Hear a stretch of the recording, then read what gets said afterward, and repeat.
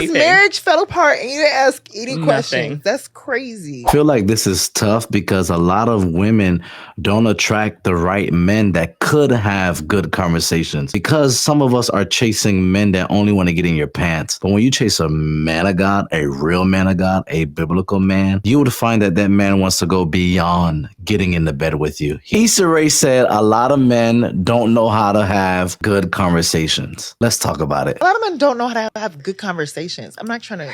No, it's this is all fair. They don't ask follow-up questions. Yeah, but they don't do that with each other. I feel like that's why men aren't good friends to each other. Because they mostly talk and comment, but they don't prod and poke. And my husband will be like, "Oh, they're moving to New Mexico." I'm like, "Why are they moving?" I don't know. I'm like, I didn't like a huge life change. Like, did you ask any follow-up? Pisses me off. Like, literally, I was talking to somebody who was talking about like his friend's marriage just fell apart, and I was like, "Oh man, why was it like was it another woman? Was it?" He was like, "Oh, I didn't ask all that," but he was really sad, and I'm like, "What the fuck? You didn't ask anything. His marriage fell apart and you didn't ask any questions. That's crazy." And I can't imagine that. Like, I would be at my friend's house, like, like the shoulder crying, like all those things. I would have all the details. Yeah, absolutely. Do you watch Love is Blind at all?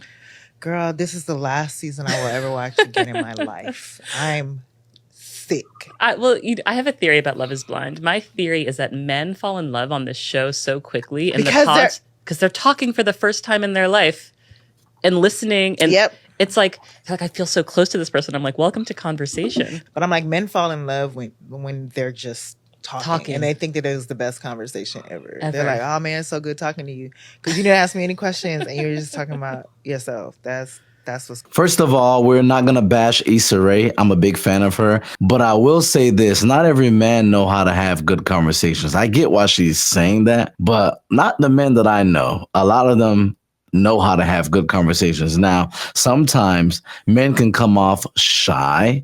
They can come off not open. And it's really because we're not comfortable in a setting or with the people that we're around, which is why we don't go deep enough. We don't really talk about what's going on with our life. And we've been told so many lies growing up that men should be strong and keep their feelings to themselves. You see all the toxic masculinity that we've been taught. So sometimes men don't know how to have good conversations. And it's really because we don't know whether you would receive all of us. Like, will you judge me for opening up? Will you treat me differently? Am I soft because I'm vulnerable and open with my feelings and because I express myself? Will you treat me different? Hey, chat, quick commercial break. I hope you're enjoying the content, but I wanted to talk to you about something that I believe that is very important. I'm not sure why, but there are 86% of people who have not subscribed yet to my YouTube channel. Like, I could see the analytics, and I want to show you right there. It's only 13.2% of people who see my content and they subscribe. The other 86%, why aren't you guys subscribing? Help me by subscribing to this channel. I am on the road to 100,000 subscribers, and your support could literally help me get that silver play button by YouTube. But seriously, guys, subscribe, share this with a friend, like the video. Your support helps me to reach more people on this YouTube platform. So would you do me a favor and just subscribe? I'm super grateful for our 55,000 subscribers. Now we got to hit this next milestone, 100K subscribers, and you can help me if you subscribe. Thank you so much. Now back to the video. I want to know your thoughts. Ladies, let me know in the comment section, but especially the men that follow this channel. I want to know your thoughts. Do you agree with her? Do you not agree? Let's not have an unhealthy conversation in the comments. Let us all come together to talk about this, because I truly do feel when we have conversations, then we can see transformation. But I'll say this, Issa Rae's not totally wrong, because there are some men who don't know how to have good conversations. Some men just want to have sex with women. Some men don't know how to go beyond the surface level conversations, but there are others who go deep. And another thing, I feel like this is tough because a lot of women don't attract the right men that could have good conversations, because some of us are chasing men that only want to get in your pants. But when you chase a man of God, a real man of God, a biblical man, you would find that that man wants to go beyond getting in the bed with you. He wants to get in the Bible with you. He wants to talk about your life, your feelings, the things that are hurting you, your past, the things that you want to pursue in life, whether you got aspirations, whether you got dreams that you want to fulfill. Get you a man of God.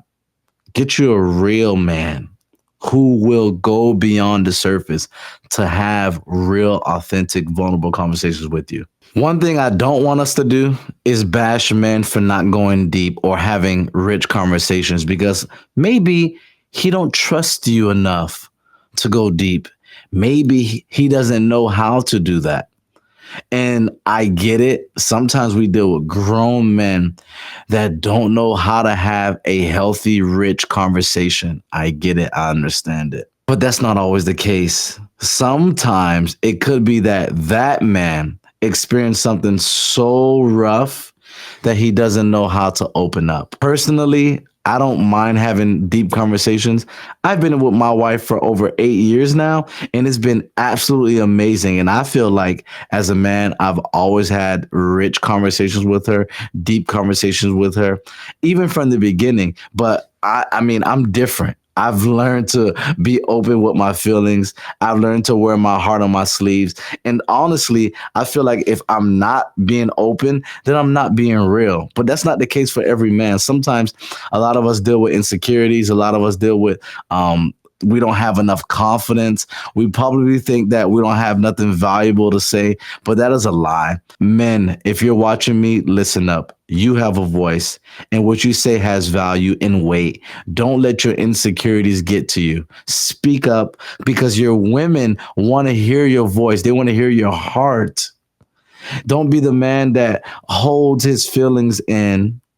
And please don't buy into the lies that society have told you, saying that you're weak because you express your emotions or express your feelings.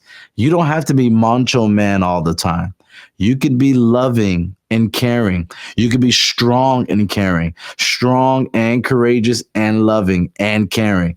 You don't have to always be this macho puff strong man. This stuff that they sell us in society. It's okay to be real, open, vulnerable, and expressing your true feelings to the woman in your world. I want to know your thoughts.